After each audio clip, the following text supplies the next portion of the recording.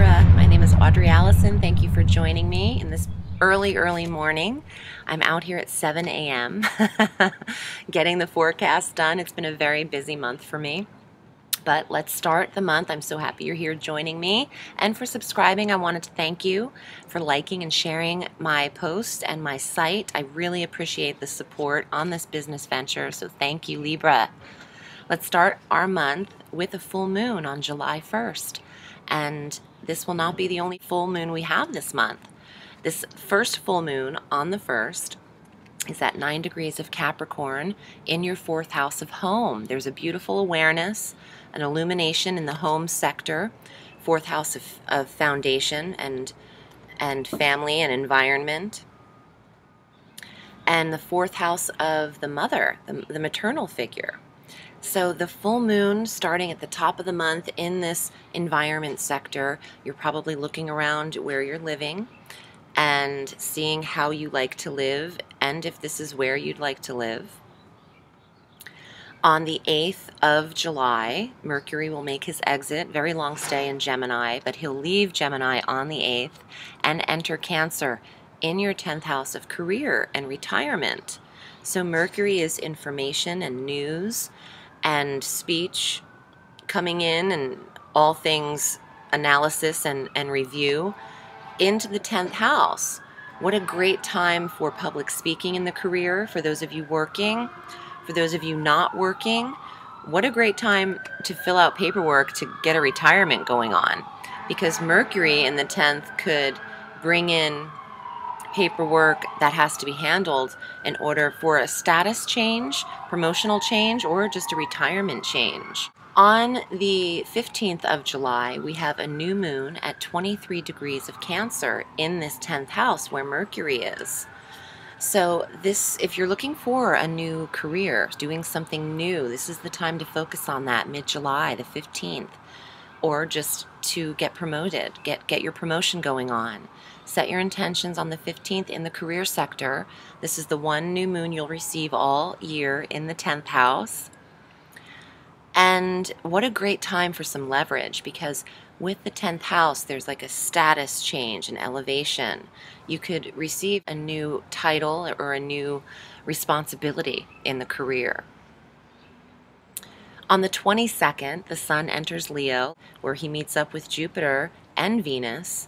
And a day later, on the 23rd, Mercury joins them, all in this 11th house of goals, your 11th house of wishes. This is outstanding energy for your desire and your dream, your goal expanding. Jupiter is making this very expansive and abundant, wanting you to have faith and optimism in your 11th house of social clubs and organizations and who you're dealing with and the friends and the social people in your life. What a beautiful conjunction, the Sun, Jupiter, Venus, and Mercury. You're very social, Libra. From the 22nd on, you have already been, because Jupiter's been in this sector since last July, conjunct Venus. Not since last July, he's been conjunct Venus for the last month or so, but Venus will remain there through October 8th. Now, Venus retrogrades on the 25th, just barely reaching Virgo at 0 degrees, but she's not done with Leo. She retrogrades through September 6th, going direct then, remaining in Leo through October 8th, all in this social sector, all in your hopes and goals and wishes sector. So you've got some massive abundance and expansion happening there. You might notice that your groups of friends have shifted since Jupiter's been in there, and will continue to do so actually from the 22nd of July through the rest of the month, and all through August. Wow, there's some serious sirens. Sorry, guys. Hope everyone's all right out there. Okay, so expansion in the 11th, new friends, new clubs, what no longer serves you and what does serve you. All of this is going to be broadened throughout the rest of July. And with Mercury in this social sector, you're being called, you're getting emails, you're being texted, you're being contacted, people want to hang out with you, you're very uplifting for them. And maybe even you'll notice a little bit, Libra, since you're so balanced, and people tend to go to Librans a lot and Geminis for advice due to the duality of them being able to see both sides of any situation. You restore a lot of balance for people, Libra, so don't be surprised if a little bit to your detriment, people are coming to you for advice in this very social sector, maybe being a little needy, maybe coming across a little needy for the Libran advice. So be discerning. Not everyone needs a call back, and not everyone needs a rush to the phone. Take your time with calling people back. And if you'd like to call certain people back, I think you might be overwhelmed with how many calls you're going to be receiving in the second half of July.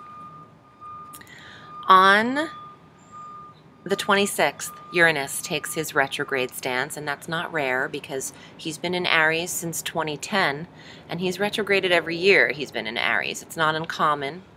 But this planet, this Aries for you is your polar opposite sign, Libra. It's your 7th house of relationships and soulmates, the house of the others, the house of business partnerships, the house of your marriage.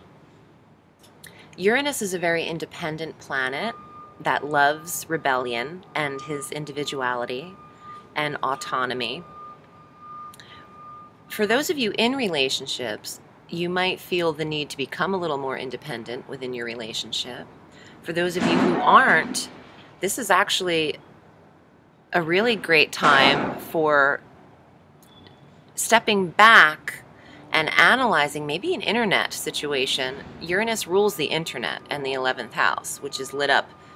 Since Uranus rules the internet naturally, and retrograde is a review process, but also requiring a little more independence for Uranus, you could be reviewing maybe relationships online and taking your time with them, not necessarily committing to people, but reviewing what it's like to be alone versus what it's like to be in a relationship.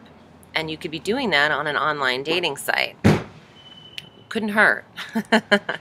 The more information, the better, I say. So on the 31st of July, we have our full moon again. So the second full moon of the month is considered a blue moon. So on the 31st of July, we have our blue moon. And this is at 7 degrees of Aquarius in your 5th house of children, of creative endeavors, of true love and romance, and of fun and leisure and pleasure. What a beautiful full moon. It's going to illuminate that sector for you. And there's an awareness here. I think that some Libras need to have a little fun by the end of the month. Maybe some downtime from all the social activity, and you'll get to spend some time with your children around the end of the month. But I want to get to the cards and see what happens. But make sure you get out and you see the blue moon on the 31st of July. She'll be spectacular. Okay, Libra. As usual, if you'd like to book with me, I read all through the week at audreyallison.com.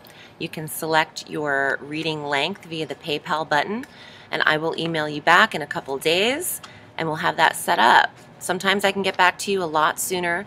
It just depends on my schedule because I do read every single day, and it's getting to the point where these are, I have a lot of clients. So I'll get back to you though. I tend not to take too long, but I'd appreciate your patience with that.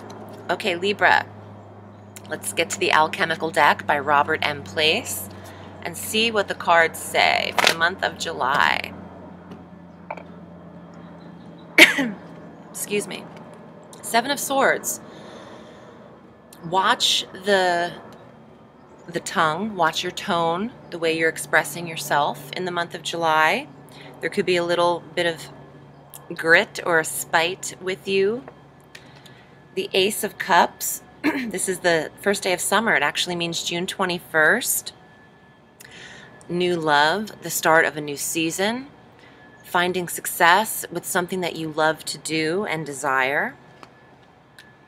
The Queen of Swords. This is the Libra female or a Gemini Aquarius female, but since you are an air sign, this represents you, but it could also be a decision. See how she has the 2 swords, choosing one way, one method over the other? And you have some 3 final cards. Strength is one of them, which is a major arcana card representing the sign of Leo, where all of your activity is in the 11th house of Leo, gaining strength in your social connections. Ace of Swords, victory, success. See how that bird's flying away too? This is very Uranian energy, independence, striking out on your own. And the last card is the Fool. No offense. It doesn't really mean foolishness. It means beginning a new venture. You know, the Ace cards that you receive, both the Ace of Cups and the Swords, are similar in the Fool, blindfolded, striking out on his own, taking a risk, walking into the unknown. Striking out on your own in nature. Taking risks just while walking and experiencing gardens and animals. So listen, as a summation here, you are, with a decision that you made, perhaps to not be this way. Don't be bitter about it. You can release it with love, let it go, make that decision to do so. You're gaining all of this back. You're starting your new season of summer.